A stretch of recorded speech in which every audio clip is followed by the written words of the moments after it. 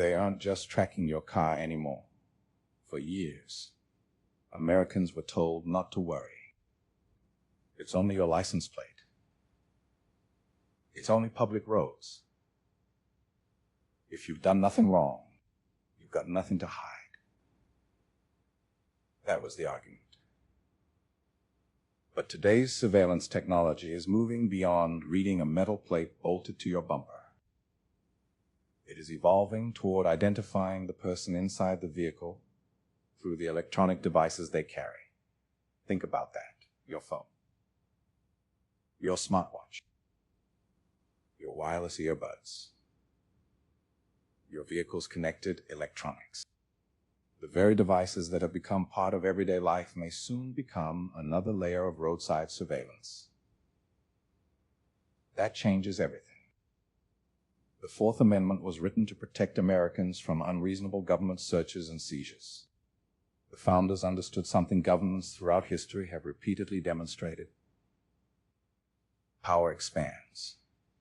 Technology expands. And without meaningful limits, surveillance expands right along with them. Traditional license plate readers already created enormous databases documenting where millions of innocent Americans travel every single day. Now imagine adding a digital fingerprint unique to the occupants of every vehicle. Not simply identifying a car, identifying the human beings inside it. The constitutional question becomes much larger than whether a license plate is visible in public. It becomes whether the government, or private companies working alongside government, can continuously build detailed records of our movements, associations, habits, routines, and relationships without individualized suspicion or judicial oversight. The Supreme Court has already recognized that prolonged digital tracking raises constitutional concerns. Cases involving GPS monitoring and historical cell site location information acknowledge that modern technology can reveal an intimate portrait of a person's life that was never possible through traditional surveillance alone. The issue isn't one observation. It's the aggregation of millions.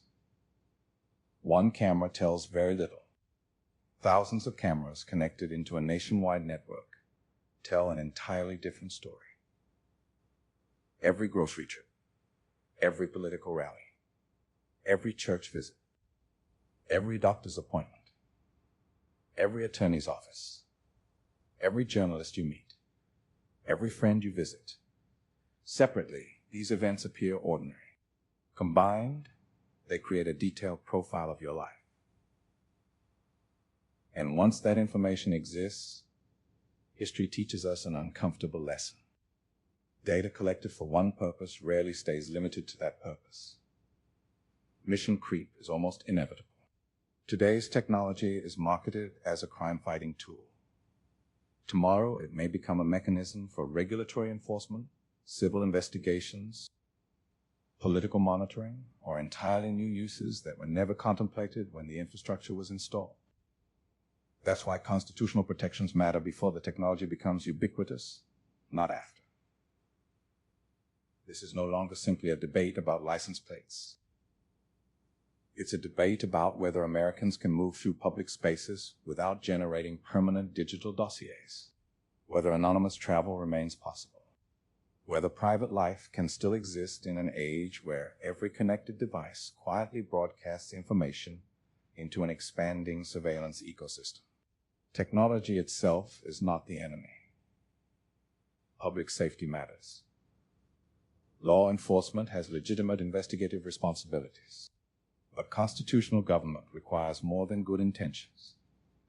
It requires limits, transparency, judicial oversight, clear rules for data retention, meaningful accountability, and public debate before these systems become impossible to unwind.